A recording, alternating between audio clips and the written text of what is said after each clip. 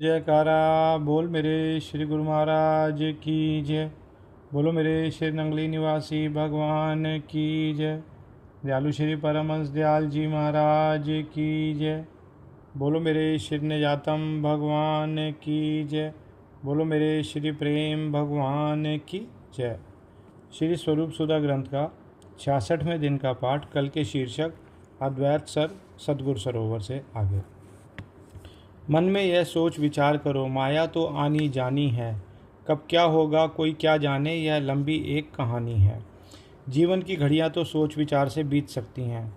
यह माया तो परछाई है, आने जाने वाली वस्तु है, सदा एक जगह ठहरती ही नहीं। इसकी चिंता करना व्यर्थ है। कल क्या होगा यह किसने देखा है, यह तो एक लंबी कहानी है। इसकी चिंता करने की ज़रूरत नहीं है। यह खेल है सारे कर्ता के, करता ही सब कुछ करता है। शाहों को गदा कर देता है, वो खाली झोलियां भरता है। यह संसार तो उस कर्ता पुरुष का खेल है। सब कुछ वह करता ही करता है, बिना उसके हुक्म के कोई पत्ता भी नहीं हिल सकता। वह चाहे तो राजा को रंक बना दे, वह चाहे तो भिक्षुक को शहनशाही बख्श दे, वह ही खाली झोलियों को भरने वाला है। मालिक के घर में कमी नहीं, हस्ती चींटी को देता है, लेकिन वह दिल का भेद अपने भेदी को कहता है। उस मालिक के घर में किसी चीज़ की कमी नहीं है। वह चींटी को हाथी और हाथी को चींटी बना सकता है, किंतु वह अपने दिल का भेद केवल अपने भेदी को ही देता है, हर एक को नहीं। जो उस दाता के किए पर हर हाल में राजी रहता है, दुख सुख सब उसके दिए हुए को खुशी खुशी से सहता है। वह सबका दाता है, सबको देता है, किंतु मनुष्य उसके दिए हुए पर संतोषी नहीं रहता, वह और भी मांगता है। सच्चा भक्त उसके दिए हुए हर हाल में राजी रहता है, उसके दिए हुए दुख सुख को खुशी होकर ग्रहण करता है, उसका प्रसाद समझकर भोगता है। जो आपा भाव नहीं रखता उस मालिक का बन जाता है, बनकर भक्तों का रथवाई रथ को भगवान चलाता है। जो अपने आपा भाव घमंड अहंकार को मिटा देता है, अहम भाव गरूर नहीं रखता, जो उस मालिक का बन जाता है, अपने आप को उस प्रभु को समर्पित कर देता है, तब वह प्रभु भी उन भक्तों का रथवाई बनकर के भक्त के रथ को हाँकते हैं। ऐसे ही भक्तों की खातिर नंदा नाई बन जाता है। नरसी की हुंडी भरने को प्रभु सांवल शाह कहलाता है। इसी प्रकार के भक्तों की खातिर ही वह परम प्रभु नंदा नाई बनकर आता है, और नरसी जैसे भक्त की हुंडी तारने के लिए सावल शाह बनकर भी आता है। जब धर्म की हानि होती है वह रक्षक बनकर आता है, नरसिंह रूप धारण करके भूमि का भार मिटाता है। इस पृथ्वी पर जब जब धर्म की हानि होने लगती है, वह दयालु प्रभु धर्म की रक्षा करने के लिए आते हैं। इस भूमि का भार उतारने के लिए वह प्रहलाद की रक्षा के लिए, दुष्ट हिरण्यकश्यप को मारने के लिए नरसिंह रूप धारण करके आ जाते हैं। निज भक्तन के कारणे प्रगटे श्री भगवान, संत रूप को धार कर करे जगत कल्याण।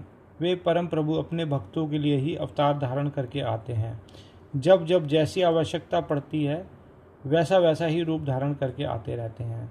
आज भी संत रूप को धारण करके जगत के कल्याण के लिए इस नित्य अवतार संत रूप में दर्शन देकर वे ही परम प्रभु आज भी अपने भक्तों का मार्गदर्शन कर रहे हैं।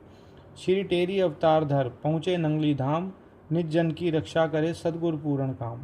जिन्होंने श्री टेरी नगर में अवतार धारण किया और पवन के घोड़े पर सवार होकर थोड़े समय के अंदर ही एक महान कार्य को करते हुए आज श्री नंगली जी को अपना पावन धाम बनाकर अपने भक्तों की रक्षा कर रहे हैं।